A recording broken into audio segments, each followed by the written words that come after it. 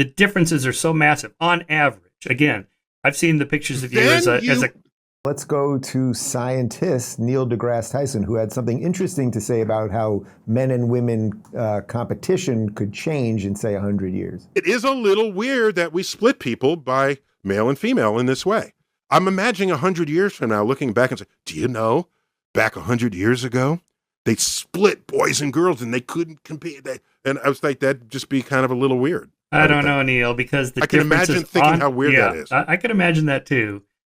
But the differences are so massive on average. Again, I've seen the pictures of you as a college wrestler. Listen to me. But the average woman is not going to be able to take the average woman wrestler is not going to be able to take down you when you were in your peak. Okay, maybe the Michael, best female. You sound like you're an old man on the porch in a rocking chair right now. I'm telling you. Okay. I'm telling you, you are criticizing something that is in need of modification.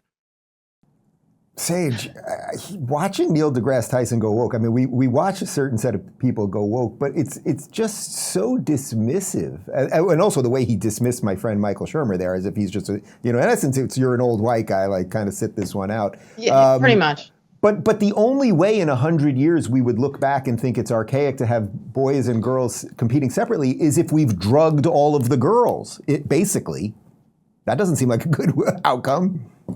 Although, goodness gracious, at this point, I'm fearful that somebody might think that that's a good idea. It's just so disappointing because these people are too smart to even believe what they're saying. Mm-hmm. Like, they must be getting checks from somebody to say that crap because they know that it's a lie. And it is, I guess we just have to chalk it up to going woke. And I do kind of liken it to the vaccine stuff, right? And when everybody was saying, no, just do this and trust. And we went like sheep. And so I think with this, it's actually probably even more obvious.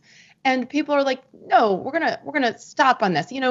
I live right next door. The neighboring town here is the town where Chelsea Mitchell is from. And I know Riley knows Chelsea. Mm-hmm. I feel like she was one of the first young women who was really out in the forefront fighting. And she's a young track star from small town Connecticut. My daughter competed with her, I should say, in the same team in high school. And I feel like that's one of the first cases that went really national. And she was, all of a sudden she was state champ in a couple of events and all of a sudden was second place when a boy decided to become a girl, to say he's a girl, excuse me, and compete against her. And she lost it all. She lost in Connecticut, went to the Supreme Court. I believe the court case is still active at some level. And I think my biggest concern is, screw those scientists, like stop it, because we know they're lying through their teeth. Mm-hmm. What I don't want is for there to continue to be more pressure on these young women to take stands. Yes, we need to encourage them. And Riley has some interesting things that she's doing with that to take a stand and say, no, we're not going to compete. We've seen it start to pop up across the country where young women say we're not going to do it.